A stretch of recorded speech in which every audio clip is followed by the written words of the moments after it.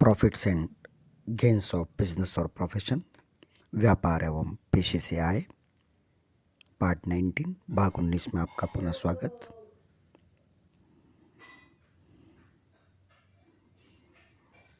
We are going to discuss how to determine taxable income from business or profession in this lecture।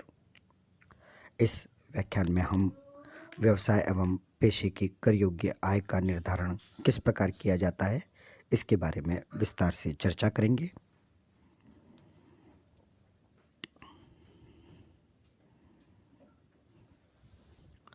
व्यापार एवं पेशे की कर योग्य आय के निर्धारण संबंधी विभिन्न प्रावधानों को समझने की दृष्टि से सभी प्रावधानों को दो वर्गों में बांटेंगे। Number 1, provisions related to incomes, आय संबंधी प्रावधान। प्रोविजंस रिलेटेड टू एक्सपेंसेस, व्यय संबंधी प्रावधान।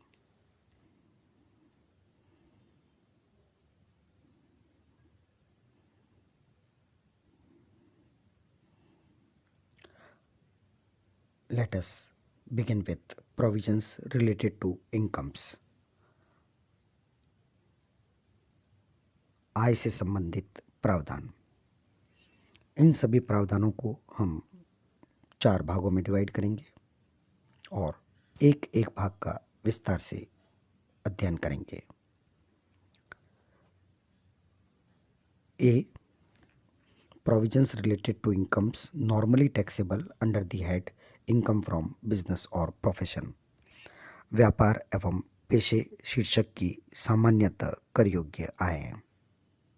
B, undisclosed incomes, investments and undisclosed expenses। अप्रकट आय, अप्रकट विनियोग एवं अस्पष्ट व्यय को आय मानने संबंधी प्रावधान।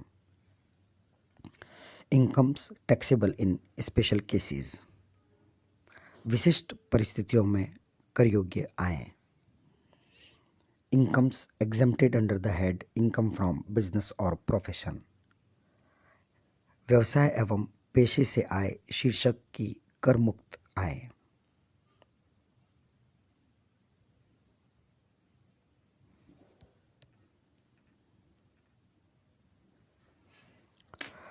व्यापार एवं पेशे की आय ज्ञात करते समय अनेक प्रावधानों को ध्यान में रखना होता है।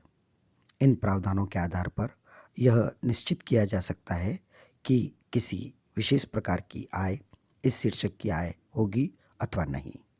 अनेक प्रकार की आयों के संबंध में सामान्य वाणिज्यिक सिद्धांतों के आधार पर निर्णय लिए जा सकते हैं, परंतु कुछ विशेष प्रकार की आय वाणिज्यिक सिद्धांतों के आधार पर पूंजीगत आय मानी जाती है, परंतु आयकर अधिनियम के प्रावधानों के अनुसार ऐसी आय को आयगत मानते हुए व्यापार एवं पेशे शीर्षक में कर लगाया जा सकता है। जब हम आयकर अधिनियम का अध्ययन करते हैं और उस अधिनियम के अंतर्गत एक विशेष शीर्षक की आय ज्ञात करते हैं तो सामान्य वाणिज्यिक सिद्धांतों से ऊपर आयकर अधिनियम के प्रावधान हो जाते हैं। सामान्य वाणिज्यिक सिद्धांतों में यदि किसी आय को व्यापारिक आय माना जाए, परंतु यदि उसे आयकर अधिनियम में आय नहीं माना गया है तो उसे हम यहाँ पर इस शीर्षक की आय नहीं मानेंगे। ठीक इसके विपरीत यदि सामान्य वाणिज्यिक सिद्धांतों में किसी आय को व्यापारिक आय नहीं माना गया है, परंतु यदि आयकर अधिनियम में उस आय को इस शीर्षक की आय मानने के लिए स्पष्ट रूप से प्रावधान दिया गया है तो हमें आयकर अधिनियम की ही अनुपालना करनी होगी और उस आय पर इस शीर्षक में कर लगाना होगा। आइए अब हम इन सभी चारों बिंदुओं का एक एक कर विस्तृत अध्ययन प्रारंभ करते हैं।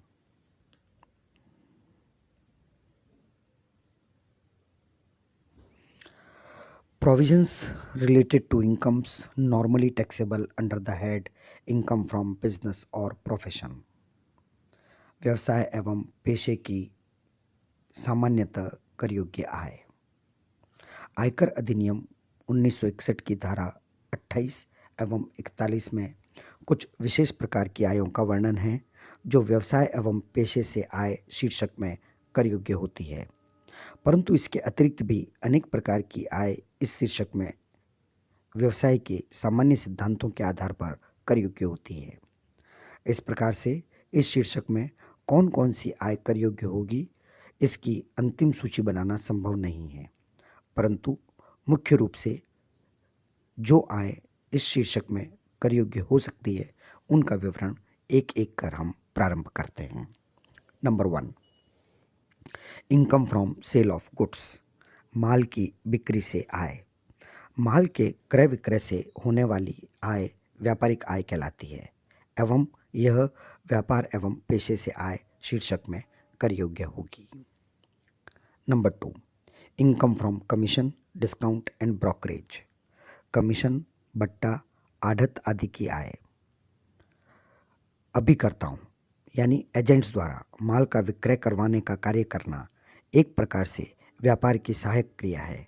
अतः अभिकर्ताओं को प्राप्त सभी प्रकार का कमीशन, बट्टा आदि उनकी आयगत प्राप्ति मानी जाएगी एवं ऐसी प्राप्ति व्यापार एवं पेशे शीर्षक की आय में कर योग्य होगी। Number 3, incomes by providing services, सेवा प्रदान करने से होने वाली आय। कई व्यावसायिक संस्थाओं द्वारा माल की बिक्री न करके सेवा प्रदान की जाती है, जैसे होटल, सिनेमाघर, अस्पताल, स्कूल आदि। इनके द्वारा प्रदान की गई सेवा का शुल्क व्यापार एवं पेशे से आय शीर्षक में कर योग्य होगा। नंबर 4, प्रोफेशनल इनकम, पेशेगत आय। इंजीनियरिंग, चिकित्सा, चार्टर्ड अकाउंटेंट, आर्किटेक्ट, लॉयर्स आदि पेशे में संलग्न व्यक्तियों द्वारा अपने ग्राहकों को परामर्श दिया जाता है। इस प्रकार के परामर्श के बदले प्राप्त सेवा शुल्क भी व्यापार एवं पेशे से आय शीर्षक में कर योग्य होगा। Number 5, compensation received in some special cases, विशेष स्थितियों में प्राप्त क्षतिपूर्ति की राशि। यदि किसी व्यक्ति को कंपनी के प्रबंध का अनुबंध समाप्त होने पर, एजेंसी की समाप्ति पर अथवा व्यवसाय के राष्ट्रीयकरण हो जाने, नेशनलाइजेशन होने पर सरकार अथवा किसी व्यक्ति से कोई क्षतिपूर्ति प्राप्त होती है तो उसे व्यवसाय की आय मानते हुए इस शीर्षक में कर लगाया जाएगा। इस प्रकार से प्राप्त एकमुश्त राशि यद्यपि पूंजीगत प्राप्ति होती है, परंतु धारा 28 में दिए गए स्पष्ट प्रावधान के अनुसार इसे आयगत मानते हुए इस पर इस शीर्षक में कर लगाया जाता है। इस धारा में अनेक प्रकार की व्यापारिक क्षतिपूर्ति इस प्रकार की थी जिन्हें कुछ परिस्थितियों में व्यापारिक आय नहीं माना जाता है। अतः कर निर्धारण वर्ष 2019-20 से धारा 28(2)(e) जोड़कर यह संशोधन किया गया है कि सभी प्रकार की व्यावसायिक क्षतिपूर्ति, चाहे वो आयगत हो या पूंजीगत हो, उसे व्यापार एवं पेशे शीर्षक की आय माना जाएगा एवं तदनुरूप टैक्स लगाया जाएगा।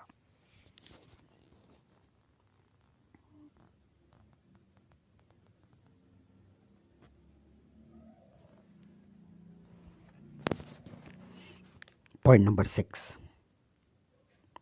Profit on sale of import licence, आयात लाइसेंस के विक्रय से लाभ। यदि करदाता की निर्यात के बदले आयात करने का लाइसेंस मिला है एवं करदाता इसे खुले बाजार में बेचकर कोई राशि प्राप्त करता है तो ऐसी प्राप्त राशि व्यापार एवं पेशे से आय शीर्षक में कर योग्य होगी। Number 7, duty drawback of customs and excise, Tatkar एवं उत्पाद कर की वापसी। यदि करदाता ने अपने उत्पादन एवं आयात निर्यात के संबंध में कोई उत्पाद कर, जिसे आजकल सेवा कर में सम्मिलित कर दिया गया है जीएसटी में, या तटकर कस्टम्स ड्यूटी चुकाई हो और उसकी व्यय के रूप में छूट प्राप्त करने के बाद किन्हीं नियमों के अंतर्गत उसको इसकी वापसी हो जाती है तो ऐसी कर की वापसी की राशि व्यापार एवं पेशे से आय शीर्षक में कर योग्य होगी। पॉइंट नंबर 8, कैश सब्सिडी, नगद सहायता। यदि भारत सरकार अथवा किसी अन्य संस्था से किसी करदाता को निर्यात प्रोत्साहन हेतु कोई सहायता मिली है तो ऐसी प्राप्त राशि व्यापार एवं पेशे से आय शीर्षक में कर योग्य होगी। Point number 9, non monetary incomes will also be taxable under this head. गैर मौद्रिक आय भी व्यवसाय से आय के रूप में कर योग्य होगी। यदि किसी व्यवसाय अथवा पेशे में व्यापारिक संबंधों के आधार पर कोई उपहार मिलता है तो उसे भी व्यवसाय की आय माना जाएगा।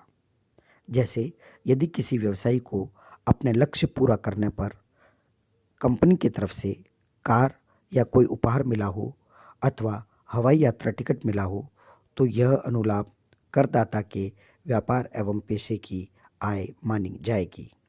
इसी प्रकार से उदाहरण के लिए कोई रोगी स्वस्थ होने के बाद किसी चिकित्सक को टीवी अथवा कोई अन्य वस्तु उपहार स्वरूप प्रदान करे तो ऐसे उपहार का मूल्य डॉक्टर की व्यापार एवं पेशे से आय कहलाएगी। परंतु यदि ऐसा उपहार व्यक्तिगत संबंधों के आधार पर मिला हो और 50,000 रुपये से कम हो तो उसे आय नहीं माना जाएगा। उपहारों के संबंध में विस्तृत विवरण हम इनकम फ्रॉम अदर सोर्सेज, अन्य स्रोतों से आय शीर्षक में विस्तार से करेंगे। Point number 10, salary, bonus, commission, interest on capital etcetera received by partner of A firm. साझेदारों को फर्म से प्राप्त वेतन, बोनस, कमीशन, ब्याज आदि की राशि। यदि साझेदारी संस्था का कर निर्धारण करते समय साझेदारों को दिए गए वेतन, कमीशन, बोनस एवं ब्याज की राशि व्यय के रूप में कटौती स्वीकृत हो गई है तो साझेदारों के लिए ऐसी प्राप्त राशि व्यापार एवं पेशे शीर्षक की आय के रूप में कर योग्य होगी।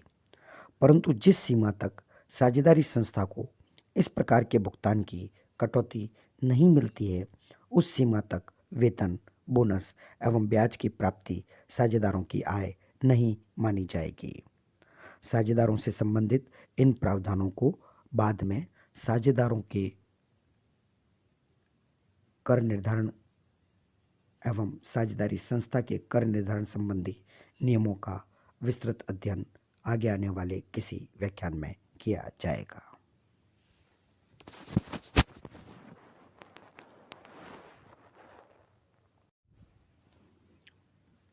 Let us proceed for the next point.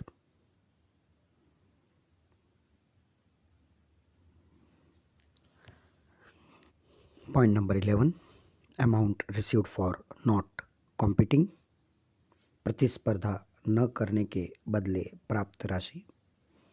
आयकर अधिनियम 1961 में यह विशेष प्रावधान किया गया है कि यदि कोई करदाता किसी व्यवसाय की कोई क्रिया न करने, तकनीकी ज्ञान का लाभ न लेने अथवा किसी patent, copyright, trademark, licence, franchise अथवा किसी अन्य वाणिज्यिक अधिकार का प्रयोग न करने का अनुबंध करने के बदले कोई राशि प्राप्त करता है तो उसे व्यवसाय एवं पेशे की आय माना जाएगा। इस प्रकार से प्राप्त राशि यद्यपि पूंजीगत प्राप्ति है परंतु आयकर अधिनियम में हुए संशोधन के कारण आयगत प्राप्ति मानते हुए कर योग्य होगी। परंतु यदि कोई करदाता किसी उत्पादन के अधिकार अथवा व्यवसाय को करने का अधिकार किसी अन्य व्यक्ति को हस्तांतरित करता है तो ऐसे कार्य से हुई आय को पूंजीगत आय माना जाएगा। यह धारा केवल प्राप्ति के संबंध में है, अतः भुगतान करने वाले व्यक्ति के लिए इसे पूंजीगत व्यय ही माना जाएगा एवं इस प्रकार के व्यय की कोई कटौती नहीं मिलेगी। इस धारा का क्षेत्र बढ़ाते हुए यह प्रावधान किया गया है कि यदि किसी पेशाकार को, प्रोफेशनल को किसी क्षेत्र में पेशा संबंधी प्रतिस्पर्धा, प्रोफेशनल कंपटीशन न करने के बदले में आयगत निरंतर रूप में कंटिन्यूसली राशि प्राप्त होती है तो यह व्यापार एवं पेशे की आय मानी जाएगी। यहाँ यह भी स्पष्ट किया गया है कि यदि यह राशि पूंजीगत प्राप्ति मानी जाती है तो इसे व्यापार एवं पेशे की आय नहीं माना जाएगा। पॉइंट नंबर 12, रिसिप्ट्स फ्रॉम की मैन इंश्योरेंस पॉलिसी। महत्वपूर्ण व्यक्ति बीमा योजना से प्राप्ति। यदि किसी व्यवसायी ने अपने महत्वपूर्ण कर्मचारियों के जीवन पर इस प्रकार की बीमा पॉलिसी ली है एवं ऐसी पॉलिसी का प्रीमियम व्यवसाय द्वारा चुकाया जाता है तो ऐसी पॉलिसी पर प्राप्त राशि बोनस सहित व्यवसाय की आय मानी जाएगी। Point number 13, profits from speculation business. सट्टे के व्यवसाय के लाभ। सट्टे से हुई आय पर भी व्यापार एवं पेशे से आय शीर्षक में कर लगता है। सट्टे के व्यापार के आयों के बारे में और जुए से संबंधित आयों के बारे में हम गत व्याख्यान में विस्तार से चर्चा कर चुके हैं। Point number 14, income from illegal business. अवैध व्यवसाय की आय। न्यायालय के विभिन्न निर्णयों के आधार पर यह कहा जा सकता है कि करदाता के अवैध एवं अनैतिक कार्यों से हुई आय पर भी व्यापार एवं पेशे से आय शीर्षक में कर लगेगा। अवैध आय पर कर लगाना मुश्किल है क्योंकि करदाता इस प्रकार की आय की अपने कर प्रतिवेदन में कोई भी जानकारी उपलब्ध नहीं कराता है, परंतु यदि करदाता पकड़ में आ जाए तो उस पर कानूनी कार्रवाई तो होगी, साथ ही आयकर भी देना होगा। यदि करदाता की अवैध आय पर कर नहीं लगाया जाए तो करदाता को अवैध काम करने की प्रेरणा मिलेगी।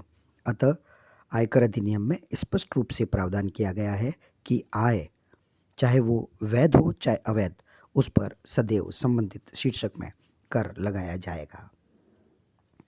Point number 15, expenses allowed earlier in this head taxable if received और recovered letter.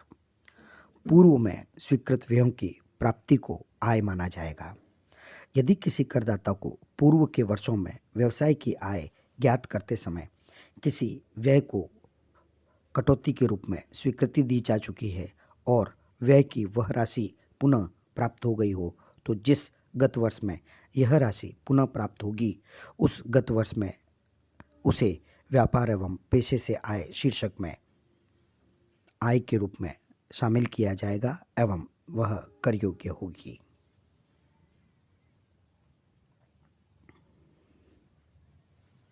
Next, point number 16, income due to fluctuation in foreign exchange rates. विदेशी विनिमय दर में परिवर्तन के कारण होने वाली आय। यदि किसी व्यावसायिक लेन देन में विदेशी विनिमय दर में परिवर्तन के कारण आय हुई हो तो उसे व्यवसाय एवं पेशे की आय मानेंगे। जैसे आयात किए गए माल का कम भुगतान करना पड़े या विनिमय दर से परिवर्तन से बेचे गए माल का अधिक भुगतान मिल जाए। यदि इसके विपरीत विनिमय दर में परिवर्तन के कारण उक्त प्रकार के लेन देन में अधिक भुगतान करना पड़े अथवा कम राशि प्राप्त हो तो वह व्यय के रूप में स्वीकृत होगी। यदि विदेश से कोई ऋण लिया है और विनिमय दर में परिवर्तन होने के कारण अधिक भुगतान करना पड़ा हो तो यह न तो पूंजीगत व्यय है और न ही आयगत व्यय है, अतः ऐसी हानि की कोई कटौती नहीं मिलेगी।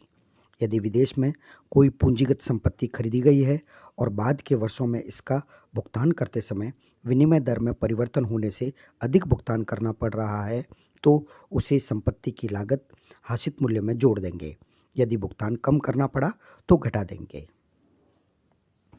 इसका भी विस्तृत विवरण हम मूल्यह्रास से संबंधित प्रावधानों को करते समय कर चुके हैं।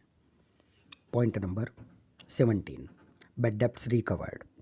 डूबत ऋण की वसूली। यदि किसी करदाता को पूर्व के वर्षों में व्यवसाय की आय ज्ञात करते समय डूबत ऋण की कटौती मिल चुकी हो और किसी गत वर्ष में डूबत ऋण की राशि पुनः प्राप्त हो गई हो तो जिस गत वर्ष में यह राशि पुनः प्राप्त होगी उस गत वर्ष में व्यापार एवं पेशे की आय शीर्षक में कर योग्य होगी। डूबत ऋण की वसूली के संबंध में कुछ महत्वपूर्ण बिंदुओं पर बातचीत करना और आवश्यक है। बिंदु नंबर 1, क्रय किए गए व्यवसाय के डूबत ऋण की वसूली। Bad debts recovered in case of business purchased. यदि करदाता ने कोई चालू व्यवसाय किसी अन्य व्यक्ति से क्रय किया हो एवं ऐसे अन्य व्यक्ति से व्यवसाय क्रय करने से पूर्व अन्य व्यक्ति को कोई डूबत राशि व्यय के रूप में स्वीकृत हुई हो तो व्यवसाय के क्रेता द्वारा वसूल की गई डूबत ऋण की राशि कर योग्य नहीं होगी। यदि ऐसी राशि प्राप्त करने से पूर्व ही व्यवसाय बंद कर दिया गया है तो भी ऐसी प्राप्त राशि व्यापार एवं पेशे की आय मानी जाएगी। पॉइंट नंबर 2, उत्तराधिकार में प्राप्त व्यवसाय के डूबत ऋण की वसूली।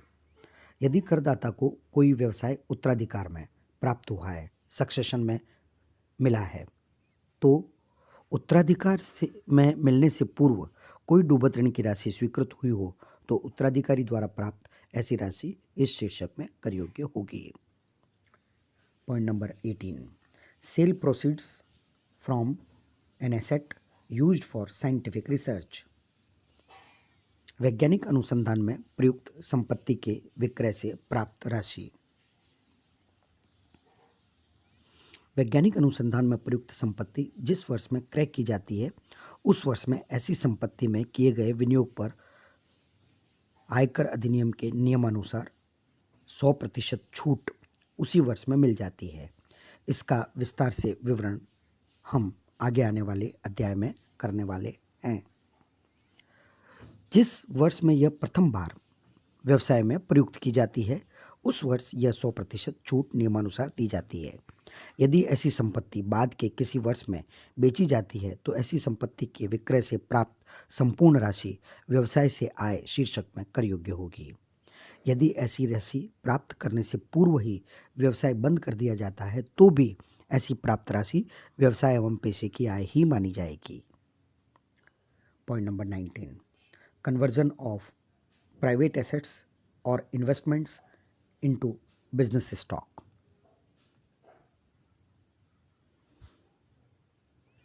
निजी संपत्ति या विनियोगों का व्यापारिक स्टॉक में परिवर्तन। यदि कोई करदाता अपनी किसी निजी संपत्ति या विनियोग को लागत मूल्य से अधिक मूल्य पर व्यापारिक रहतिये के रूप में बदल देता है तो जिस गत वर्ष में ऐसा किया गया है उस वर्ष कोई भी आय नहीं मानी जाएगी। जिस गत वर्ष में ऐसे स्टॉक में बदली गई संपत्ति को वास्तव में बेचा जाएगा उस गत वर्ष में लागत मूल्य एवं स्टॉक में दिखाए गए मूल्य का अंतर पूंजीगत लाभ माना जाएगा और स्टॉक में दिखाए गए मूल्य एवं विक्रय मूल्य के अंतर के बराबर लाभ को व्यापारिक लाभ माना जाएगा। Point number 20, conversion of stock into capital assets. व्यापारिक रहतिये का पूंजी संपत्ति में परिवर्तन। यदि कोई करदाता अपने व्यापारिक रहतिये को पूंजी संपत्ति में परिवर्तित कर देता है तो परिवर्तन की तिथि को ऐसे स्टॉक के उचित बाजार मूल्य को जिसे कि पूंजी संपत्ति में परिवर्तित किया गया है व्यापार की आय मानी जाएगी और व्यापार एवं पेशे से आय शीर्षक में कर योग्य होगा। बाद में जब ऐसी पूंजी संपत्ति जिसे व्यापारिक स्टॉक से परिवर्तित किया गया है को बेचा जाएगा तो पूंजी लाभ की गणना इस प्रकार की जाएगी। नियम नंबर 1, धारण करने की अवधि की गणना व्यापारिक स्टॉक को पूंजी संपत्ति में परिवर्तित करने की तिथि से की जाएगी। पॉइंट नंबर 2, ऐसी पूंजी संपत्ति यानी कन्वर्टेड स्टॉक की लागत परिवर्तन की तिथि को ऐसे स्टॉक का उचित बाजार मूल्य होगी। इन सब के संबंध में विस्तार से विवरण हम पूंजी लाभों से पूंजी संपत्तियों के विक्रय से होने वाले लाभ यानी इनकम फ्रॉम कैपिटल गेन्स के चैप्टर में कर चुके हैं।